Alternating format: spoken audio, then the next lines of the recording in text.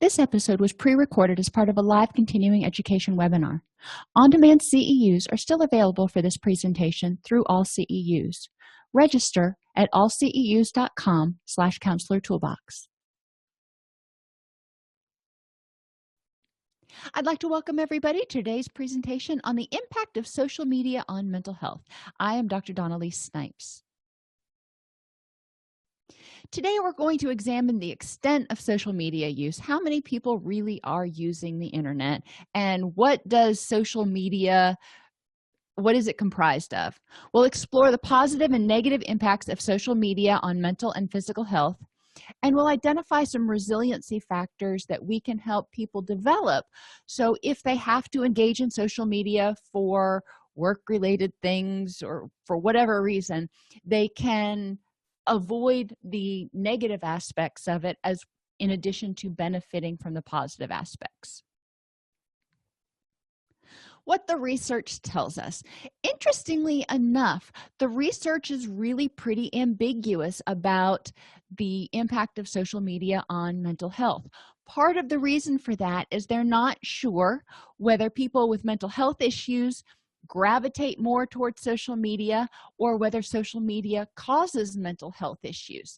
So there is a lot of debate about how much of a villain, if you will, social media really is. And those of us who are on social media can definitely attest to the fact that if you're on it a lot, or if you have multiple accounts you've got to manage, or there are a variety of things, it can be a toxic place to be. But just about anywhere in real life or online can be a toxic place to be at certain times. These are the things we want to start thinking about. So what does the research tell us? Well, the number of social media accounts is moderately correlated, so it's definitely not a one-to-one. It's moderately correlated with inattention, hyperactivity, impulsivity, ODD, anxiety and depressive symptoms, as well as fear of missing out and loneliness. Let's look at each one of those a little bit.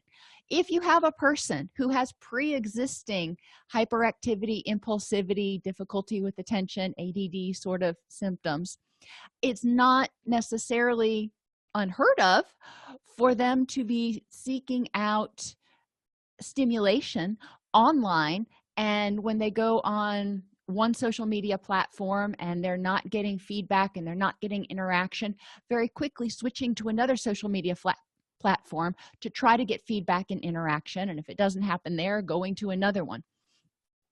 A lot of our social media platforms have rolling news feeds, if you will, and if those news feeds are not changing or they're seeing the same stuff different day, they may get bored and switch over. It's definitely possible that someone with those tendencies would tend to create more social media accounts. Can social media create these symptoms? Well, if you're worried about what people are saying or what's going on online, whether you're worried about whether somebody else is getting more attention than you are, if you are preoccupied with what's going on in social media, then sure, it can increase inattention. And online, we typically are more impulsive and more disinhibited than we are in real life. So you might see more impulsivity online. It can go both ways. Oppositional defiant disorder. Somebody who has oppositional defiant disorder may tend to get on social media to be snarky with other people. I have a friend who will intentionally get online just to go troll other people, and that I don't understand that, but that's that person's prerogative, I guess. People who have existing oppositional defiant disorder, antisocial personality disorder, anything in that area, tend to like to have a lot of control, tend to like to be the center of attention and be able to manipulate others. Well, people are really easily manipulated online. Likewise, if you're online for too long, if you're spending a lot of time in these social networking platforms, then you're going to often find that people start to lack empathy. Either they get burned out, or they start becoming more cynical. You can see changes in people's behavior. Whether it causes ODD, I think that would be a stretch, but we do see more people with ODD having more accounts. Anxiety and depressive symptoms, we're really going to focus on that throughout the whole presentation, so I'm not going to spend a whole lot of time on it, except to say if someone has mood symptoms, then they may be more likely to go on to social media in order to find distraction or support. Likewise, being on social media can precipitate depressive or anxious symptoms in just about anybody, based on what kind of news they're being fed, what they're seeing in their feed. And fear of missing out. Now, a lot of times, well, I won't even say that.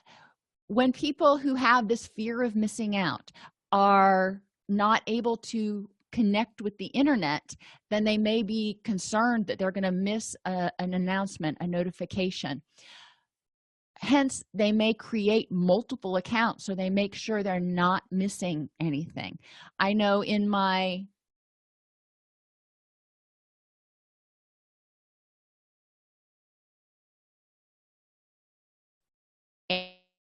particular is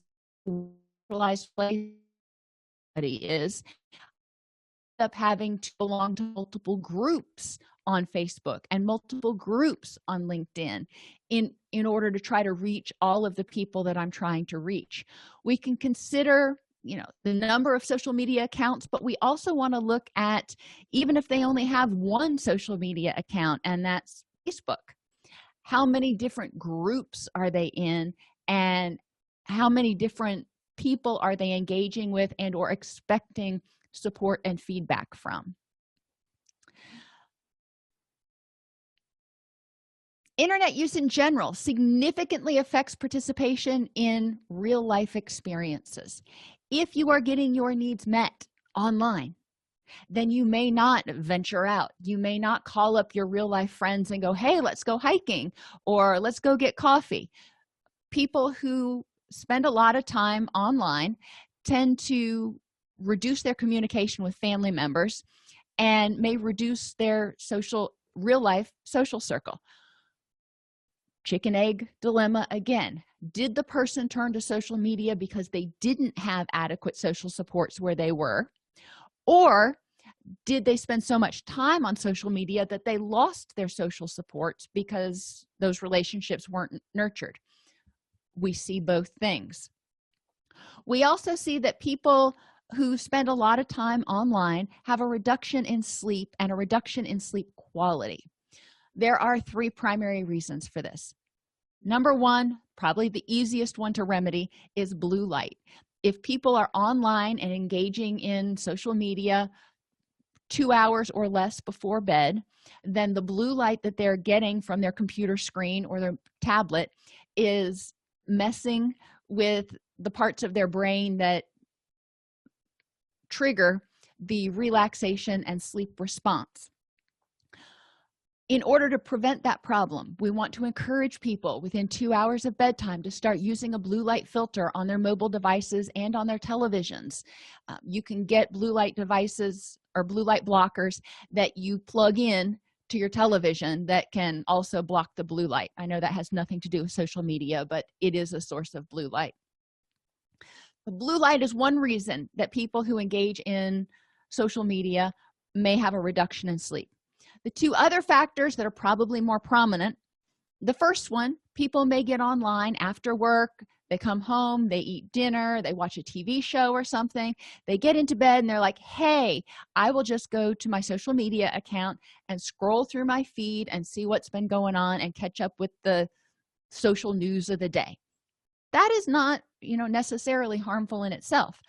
However, when people get online, a lot of times they intend to get online, peruse their news feed, and get off and spend 20 minutes doing it, and the next thing they know, they've been online for 2 hours and it's an hour and a half past when they intended to go to bed. The third cause of sleep reduction because of social media is activation of the stress response. People can get online and they can start perusing that news feed or looking at their friends' news accounts or news feeds or whatever they're called on the different social media platforms. And if they see something that upsets them, it gets them angry, it makes them feel rejected, it upsets them in any way, that kicks off the body's stress response, the HPA axis, which causes the brain to secrete a whole bunch of stimulating fight or flight neurochemicals, which automatically shuts down that sleep response. It says, okay, melatonin, go away, serotonin, go away, it is time to fight or flee.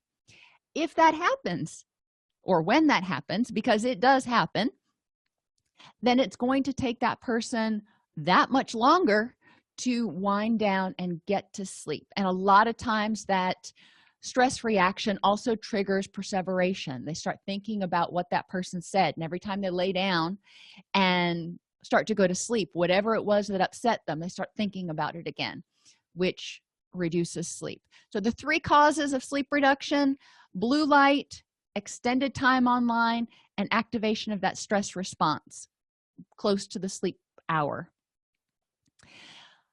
People who spend more time online also have increased feelings of depression and loneliness. Why is that? Some people get online because they don't have an adequate real-life social circle, and it may make them, they may be seeking ways to start feeling better. When people get online, and I'm going to talk about this multiple times today because it is so important to drive home to our clients and ourselves if you're not aware of it, social media uses algorithms to decide for itself what it's going to let you see. Therefore, you may have 1,000 friends on any Instagram or Facebook or Twitter or wherever. Of those 1,000 people, about 20% may, on at least one platform, I know it's about 20%, may have the option of seeing anything you post. So the other 80% are oblivious to the fact that you posted unless they specifically go to your page and look at what you posted. It's not going to show up in their news feed. So you have 1,000 friends, 200 have the opportunity to maybe see it. Of those 200, how many of them actually see it when they open their social media account within the first few posts of their news feed? A lot of times it's already scrolled off for them, and unless they are reading in depth in their news feed, they may never get down to that post. So of the 20% of the 200 people that may have had the option to see it, it's probably only 1 to 5% of the people who had the who a person is connected with who will actually see the post. I see a lot of people online getting really upset. They're like, I have 1,000 friends or 2,000 friends, and I asked for support, or I asked for guidance, or I did this or did that, and nobody liked my post. Nobody gave me feedback. Well, you know what? They may not have seen it. You've got to figure, of that 1,000, at best 200 had a chance to see it. And a lot of people don't have 1,000 friends on Facebook. And the more strangers you're connected with on Facebook, the more people you don't have a deep connection with, the more likely it is that you're not going to get feedback. You know, people that we have a deep connection with, we may go in and mark their account so we make sure to see their posts first. But if one of our other friends happen to have a very verbose posting day, we may not see everybody's post before we decide, you know, it's time for me to get offline. It's nothing personal. Why did I go through that diatribe? Because when people post and they expect their friends to see it, and they're thinking, well, 1,000 people had the opportunity to see this and nobody liked it, that can contribute to feelings of depression and isolation. Helping them see in hard figures the proportion of people who even had an option to respond can help decrease a sense of helplessness and loneliness and isolation to the extent that they realized that people weren't ignoring them or being mean. They just didn't see it. There are ways around that. Instead of posting on your news feed and hoping it gets fed to somebody and hoping that your connections see it, join groups. In groups, everybody sees, or everybody has the opportunity to see every post that's made, so that if you go into a group that's maybe the depression support group, then everybody who logs into the depression support group has the ability to scroll through every post that day and see and comment on them if they want to. Which brings us to want. If, and most people are, if you are a member of multiple groups, sometimes you just don't have it in you at the end of the day to go through and check every single group. And if you have even 500 friends, you probably don't have it in you to go check each one of their social media pages in order to make sure that they're okay. This is important to remember. Social media gives us this false feeling that everybody is seeing what we're putting out there, and we're putting it out there, and then when we don't get a response, we feel depressed. The other reason we see an increase in depression is just the algorithm that controls what we see. I do a lot of animal rescue, so if I happen to see a post come by where there's an animal somewhere that is in a shelter that needs to find a forever home, I'm going to like and share that post.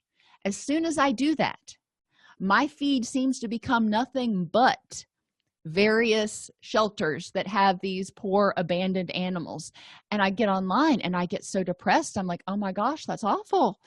Or if I have a friend who posts that they had a tragedy in their life, and I post a comment of support and put the little heart symbol for sending feelings of love or whatever I'm doing, again, the algorithm says, well, she passed by all these other posts, she didn't care about these, but this post about somebody's grief she paid attention to, so let's show her more posts about people's grief. And I'm like, really? I tend to see posts of people and not like or comment on them because I don't want to continually see upsetting disruptive posts on my feed. Now, if I see somebody has suffered a tragedy, I may private message them, but in order to prevent only seeing drama on my news feed, I tend to be very, very selective about what I like and share because I don't want those algorithms just constantly serving me unhappy stuff. Research also tells us that people spend the majority of their time on social networking sites looking at their peers' profiles and photos rather than posting or updating their own profiles. When we get online, we tend to be more involved instead of sharing about ourselves, finding out what's going on in other people's lives, kind of being that nosy neighbor like Mrs. Gladys from Bewitched, and comparing ourselves to how other people are doing. Now, the interesting thing about this is that a lot of people are not going to go on social media and post everything, the good and the bad. If they have something good, they may share it on social media. If they have something bad, they may not, especially if it's just a random, I had a really bad day, my car broke down, those sorts of stressors that we all experience. A lot of people don't see that as noteworthy to post online. So when you look at their news feed, when you look at their profile, it looks like they have, the best life. Nothing bad ever happens to them. And that is a falsehood. They are just not sharing everything that happens. They're sharing the stuff that they think people want to hear. When we look at people's profiles and it seems like nothing bad happens to them, and we know that bad stuff happens to us, that can contribute to feelings of jealousy and anger, resentment, and depression. Computer-mediated communication may lead to the mistaken impressions about people's physical appearance, educational level, success, intelligence, integrity, and other people's general happiness, which increases depression. A lot of us, when we post pictures online, use filters, and when we post our pictures, we go through and edit them, and we may take the same picture 15 times to get the right angle. When you take your own selfie and you see it, you're like, oh no, that is not going public.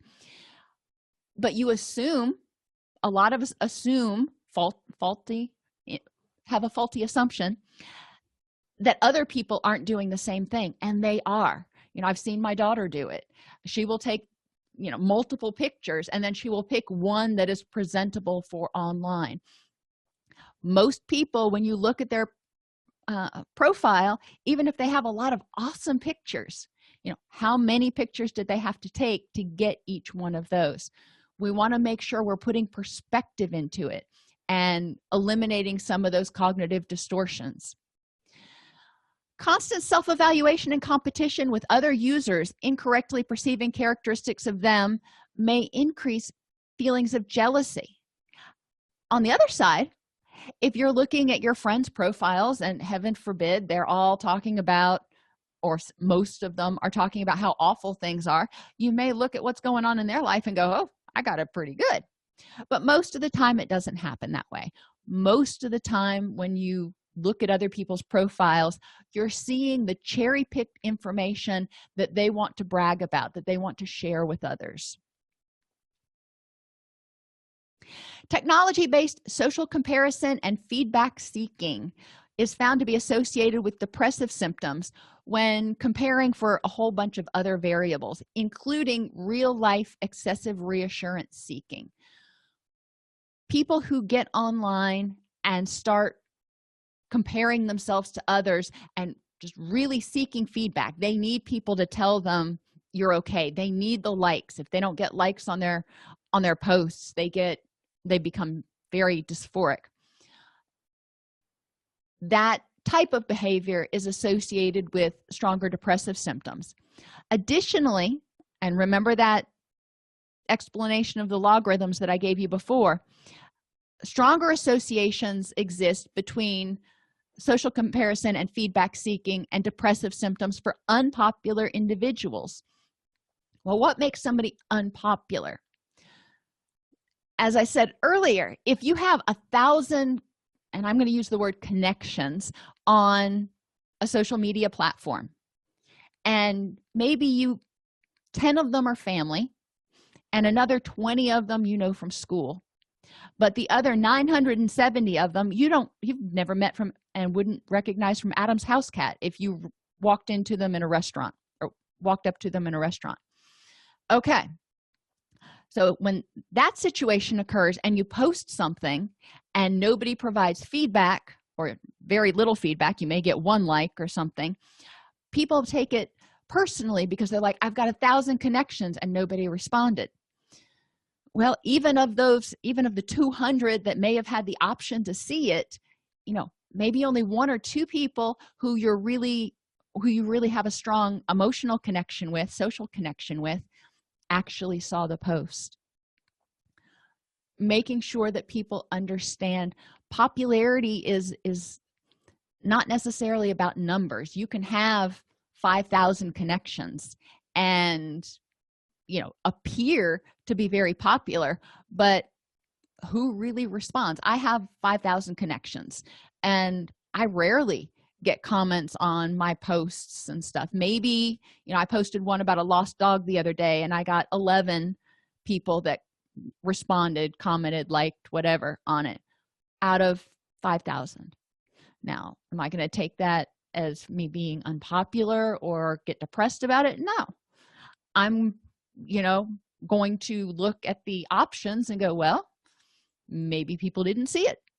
Maybe they were too occupied with things that were going on in real life to even be on Facebook. There are a lot of reasons why I might not have gotten a lot of likes for that. Social networking sites may increase fear of missing out because as a society we have become so used to being in the know all the time. You don't have to wait for the Sunday paper to come out with the calendar of activities. You can go online at any point in time and find out about activities. You can go online and find out how people are doing, and that goes back to that news feed. That news feed, as stuff scrolls off, you may not see it again, which can increase fear of missing out. What if I'm not looking at my news feed and somebody posts something important and I don't see it? Well, you don't see it.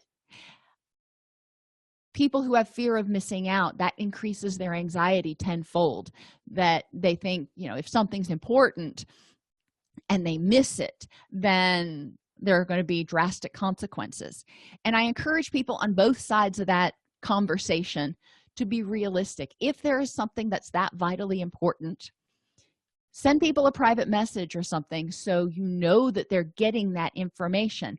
Don't expect that they have even been served that message by the powers that be, and don't expect that they even saw that message. It's important, just like in the olden days when we used to pick up the hard telephone and call somebody and leave a message on the answering machine. For those of you who are old enough to remember answering machines, voicemail now. When we do that, we know that there's a pretty good chance that they got the message. If you just put something in your news feed on social media, there's a pretty good chance that the people that you wanted to see it didn't see it. Technology-based social networking also allows for unhealthy perseveration. In the olden days, before the internet, if you broke up with somebody, you may still have some of the same friends still, but you were not bombarded with reminders of that person 24/7, if you will. Additionally, in the olden days, if you wanted to stalk somebody, not that I'm saying you should ever do that, but if a person was determined to stalk somebody and figure out, okay, who are they seeing now, what are they doing, yada yada, they would have to drive by that person's place of work. They would have to drive by that person's house, and most people can step back and logically see that, okay, that is unhealthy behavior. That is stalking. In some states, that's illegal behavior, and recognize that that's unhealthy, unwise, yada yada. Online, you can do it from your bedroom in your pajamas. You can go to somebody's Instagram feed, their Snapchat, their Facebook, their whatever social media they're on, and see what they're saying and what they're doing and who they're talking to and what they're liking. And it allows people to continue to perseverate and cyber stalk people whom they are no longer in relationships with.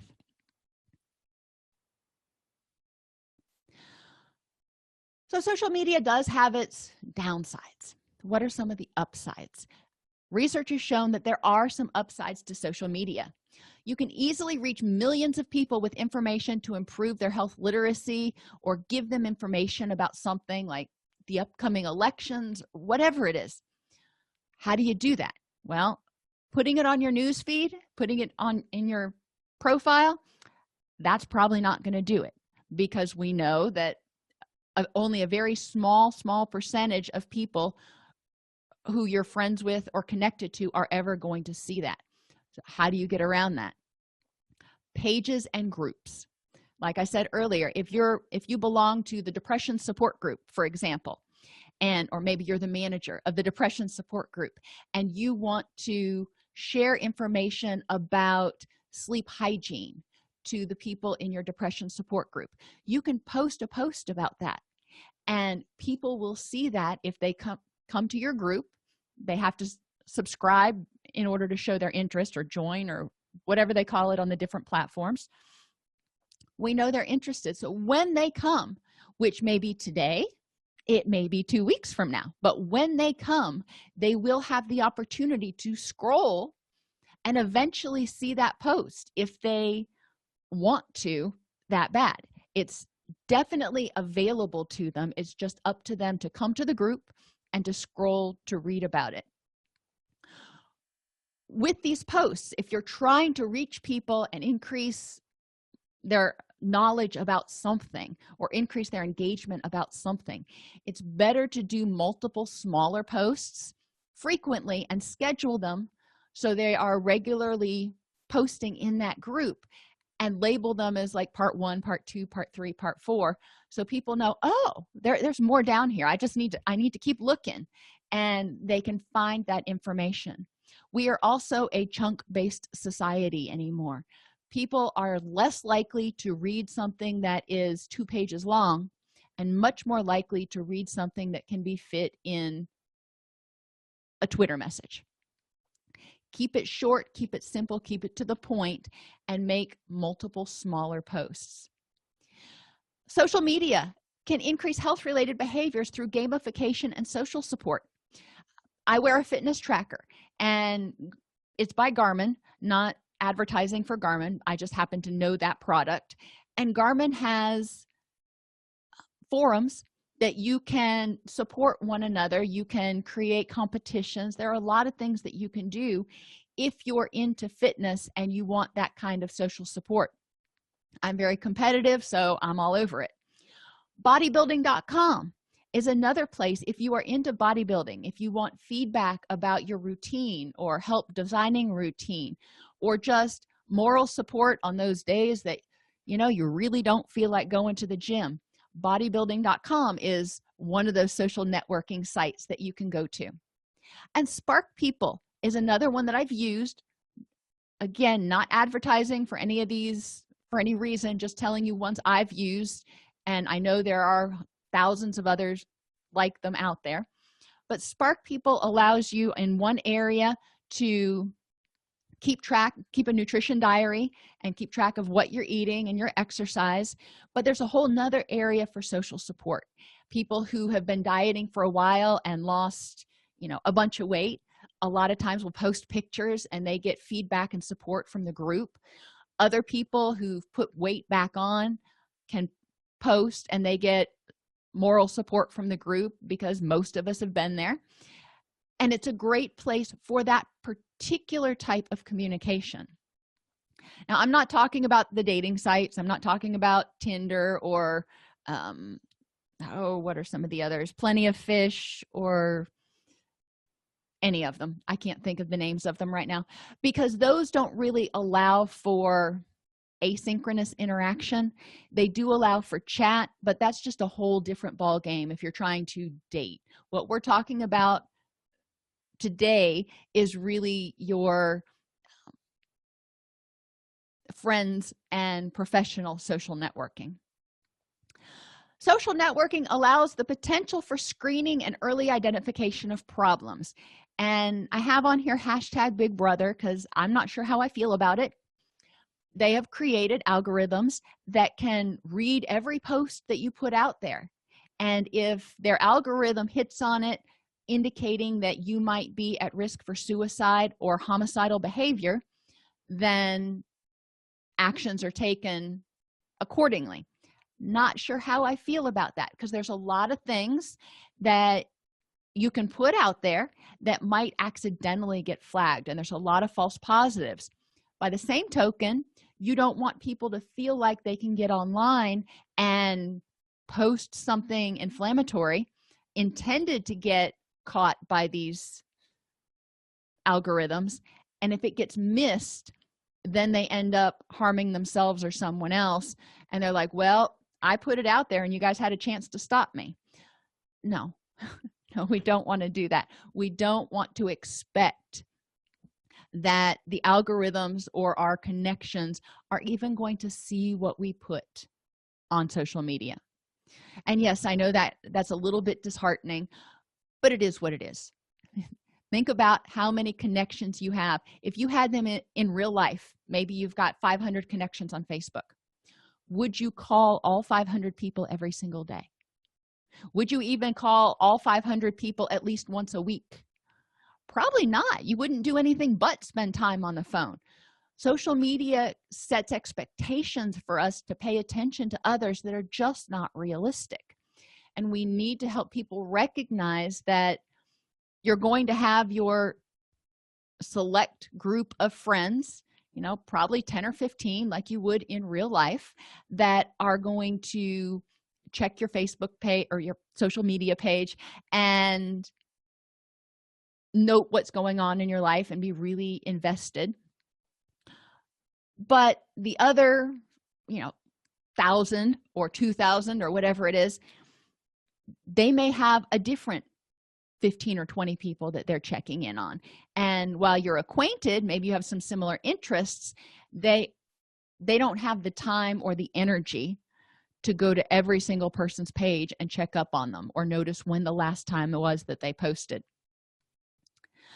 Another interesting benefit of social media is if you use it in counseling. And I mean this by having the client come in and show you their social media profile. Don't friend your clients on social media. Really bad idea, unethical in a lot of ways, yada, yada, yada. What I'm saying is have them come in and show you what their social media looks like so you can see how they're interacting with others, what they respond to, how they respond to adversity, etc. And that will give you some talking points for how they deal with conflict, confrontation, how effective their communication is online. And then you can draw parallels and see if they exhibit the same behavior in real life. And if so, you can make modifications as needed. And if not, then you can start looking at why is your behavior different in one place versus the other, which one is more helpful, etc.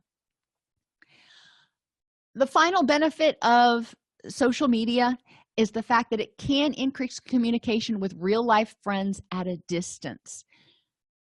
As I said, I have 5,000 connections on one of my social media platforms, and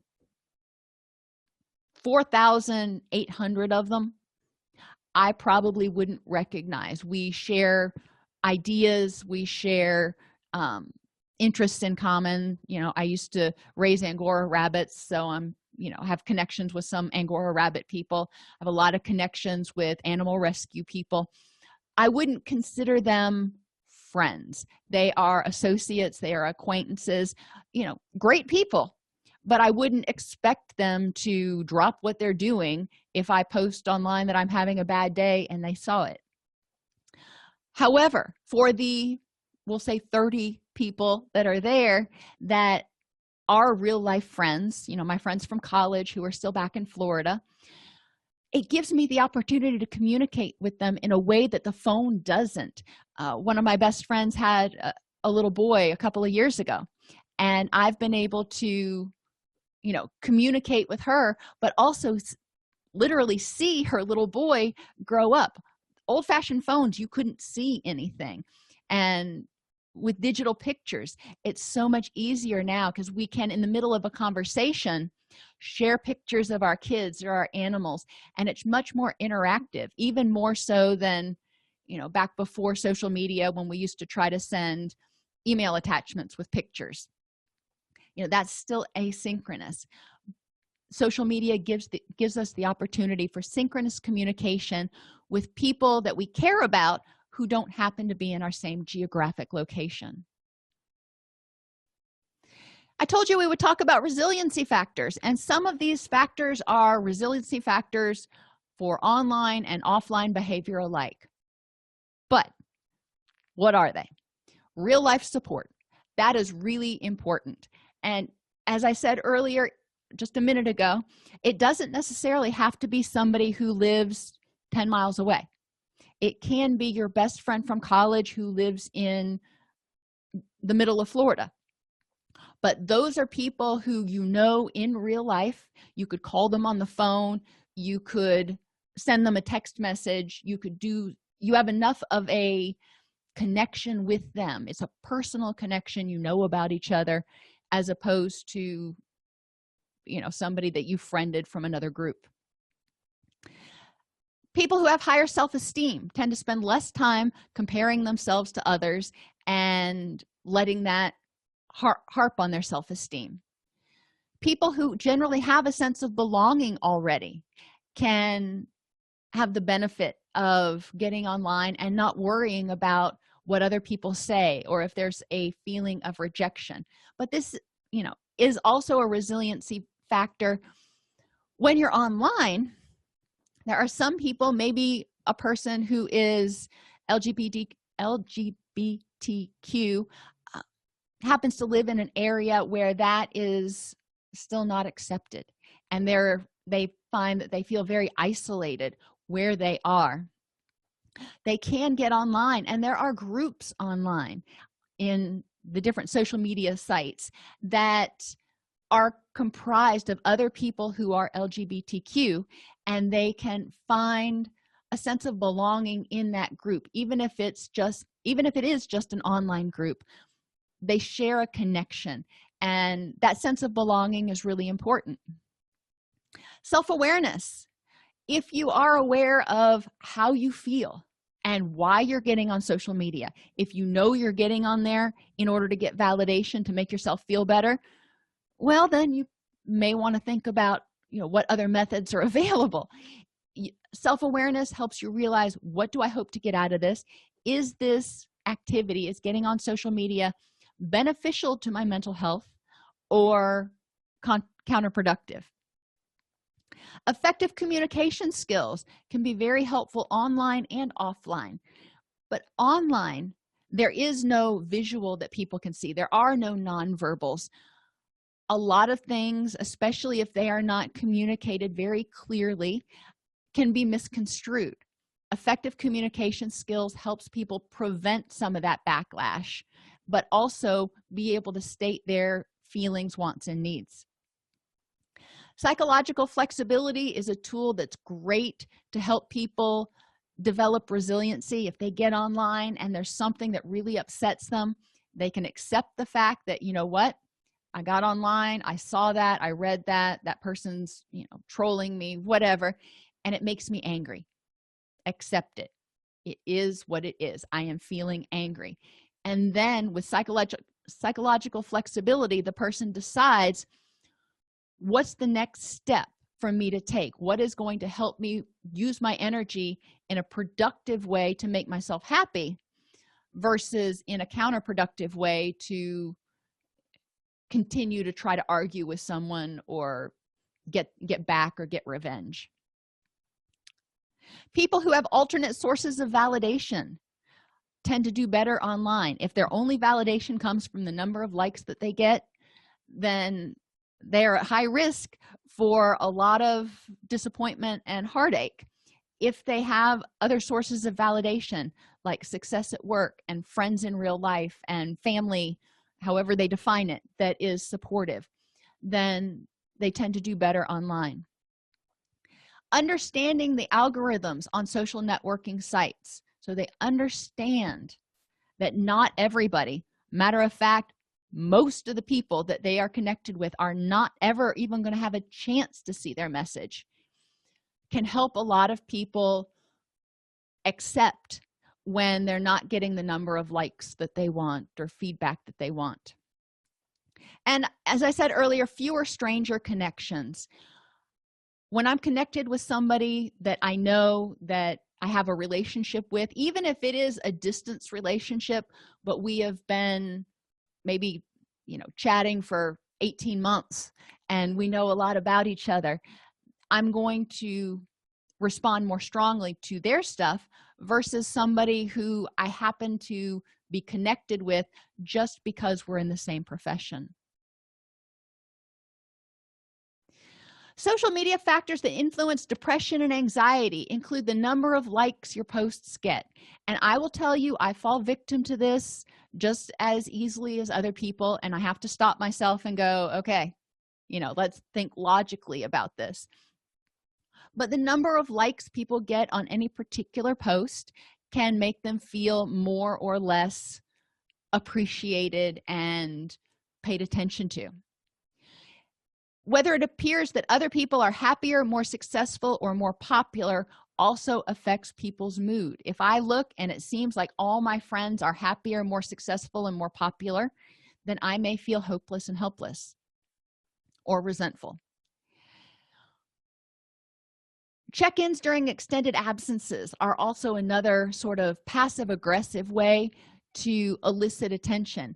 And I've seen many people disappear for 2 weeks or 3 weeks or something. I wasn't keeping track, and get very upset when they came back and they hadn't been online for 3 weeks and nobody had checked in on them to go, hey, I haven't seen you post, where have you been, yada yada. Well, how many people actually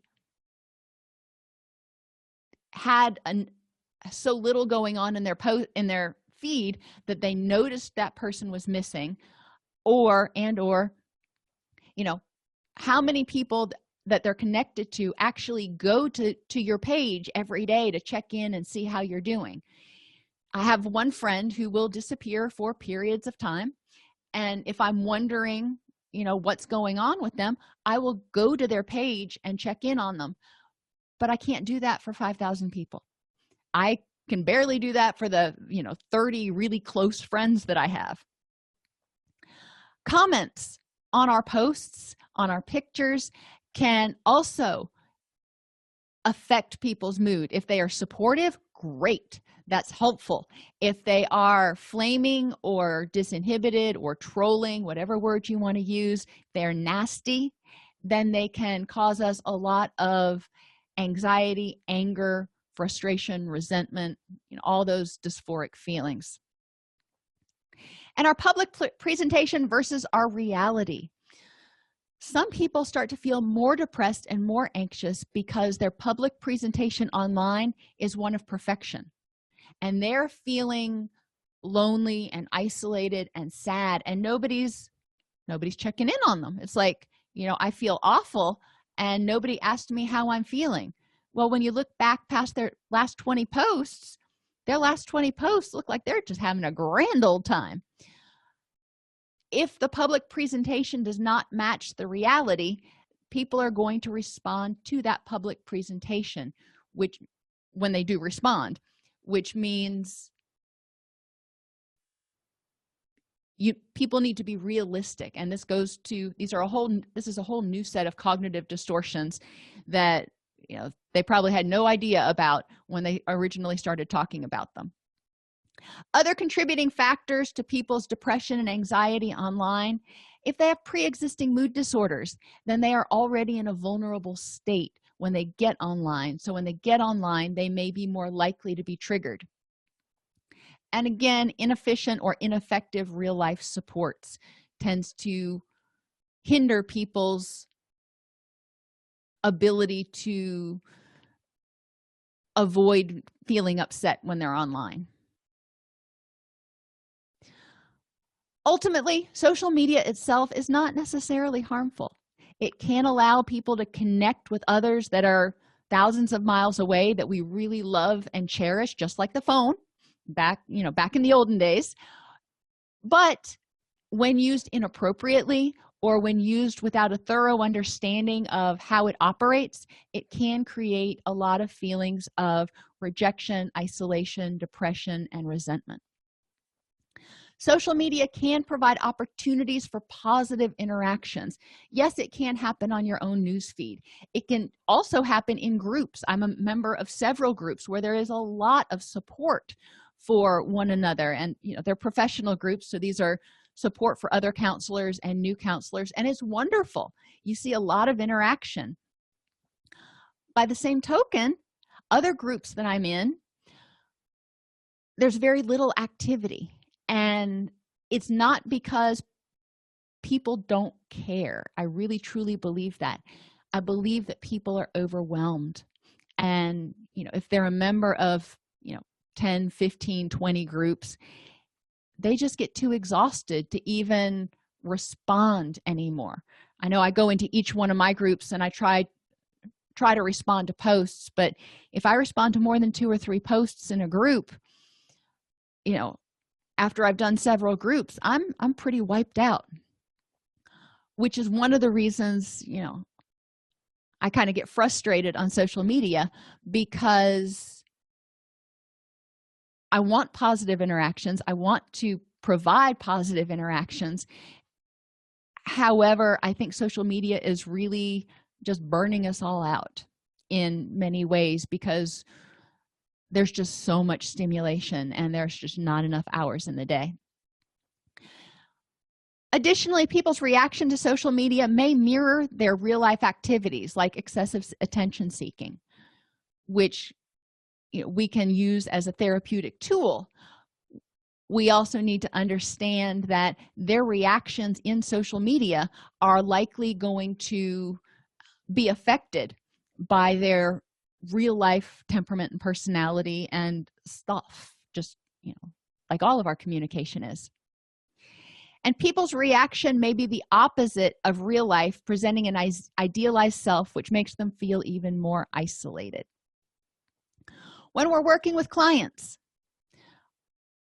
help them see how social media can be a tool, and help them look and weigh the positives and benefits of being on social media, and figure out, how much of their energy do they really want to devote to it, and what things can they let go. How do they know when something's toxic? And maybe learning a little bit about how to trick the algorithms so they see positive stuff in their feed instead of things that upset them a lot.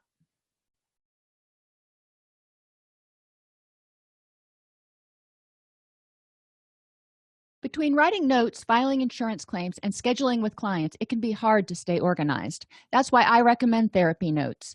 Their easy-to-use platform lets you manage your practice securely and efficiently. Visit therapynotes.com to get 2 free months of Therapy Notes by just using the promo code CEU when you sign up for a free trial at therapynotes.com.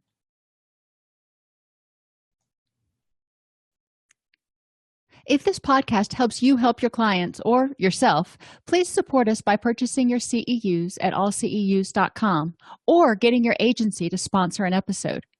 A direct link to the on-demand CEUs for this podcast is at allceus.com/podcast CEUs. That's allceus.com/podcast CEUs.